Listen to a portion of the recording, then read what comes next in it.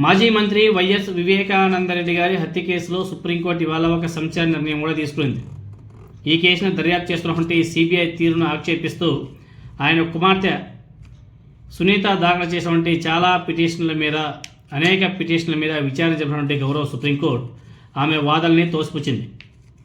అదే సమయంలో దర్యాప్తు సంస్థ సిబిఐ వాదనతో ఏకీభవించినటువంటి గౌరవ సుప్రీంకోర్టు కొన్ని కీలక ఉత్తర్వులు కూడా జారీ చేసింది.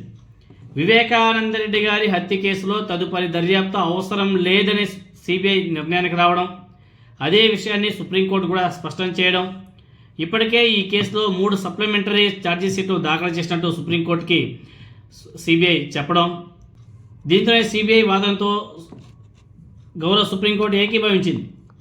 తమ వద్ద కేసు మెటీరియల్ ఉందని వాదించే ప్రయత్నం చేసినటువంటి సునీత తరపున లాయర్ ఎవరో తెలుసు కదా, మన సిద్ధార్థ రూత్రా గారు. ఆయనకి గౌరవ సుప్రీంకోర్టు అక్షంత కూడా వేసింది.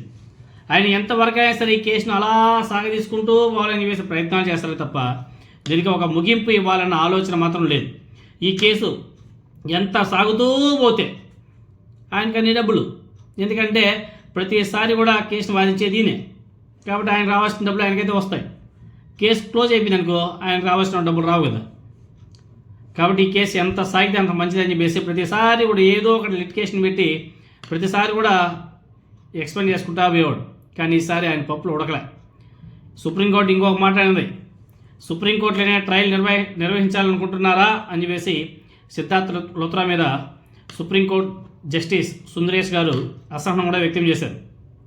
అలాగే సునీతారెడ్డి దాఖలు చేసినటువంటి అన్ని పిటిషన్లను డిస్మిస్ చేస్తూ గౌరవ సుప్రీంకోర్టు సంచలన నిర్ణయం కూడా తీసుకుంది. తర్వాత సెక్షన్ 207 కింద కింది కోర్టులో దాఖలు చేసినటువంటి పిటిషన్ల మీద విచారణ 4 వారాల్లో పూర్తి చేయాలని చెప్పేసి కూడా ఆదేశాలు ఇచ్చింది. అంటే 28 రోజులు మాత్రమే. ఇప్పటికే సిబిఐ దాఖలు చేసినటువంటి ఛార్జీ షీట్ల మీద విచారణ వీలైనంత వేగంగా పూర్తి చేయాలని చెప్పేసి ఆదేశించడం, వివేక హత్య జరిగి 7 ఏళ్ళు అవుతున్నా ఇంకా సిబిఐ దర్యాప్తు నత్తనడకన సాగుతుందన్న విమర్శలు కూడా గట్టిగానే వినబడుతున్నాయి. గతంలోనే సిబిఐ దర్యాప్తు పూర్తి చేసిన అందులో కొందరిని విస్మరించారు అని చెప్పేసి సమగ్ర దర్యాప్తు కావాలని చెప్పేసి సునీతారెడ్డి వరుస పిటిషన్లు వేస్తూనే ఉంది. దీని మీద సుప్రీంకోర్టు అసహనం కూడా వ్యక్తం చేయడం జరిగింది. ఈ నేపథ్యంలోనే కొన్ని కీలక ఆదేశాలు కూడా జారీ చేస్తూ అన్ని పిటిషన్లను డిస్మిస్ చేస్తూ గౌరవ సుప్రీంకోర్టు ఒక నిర్ణయం తీసుకోవడం కూడా జరిగింది.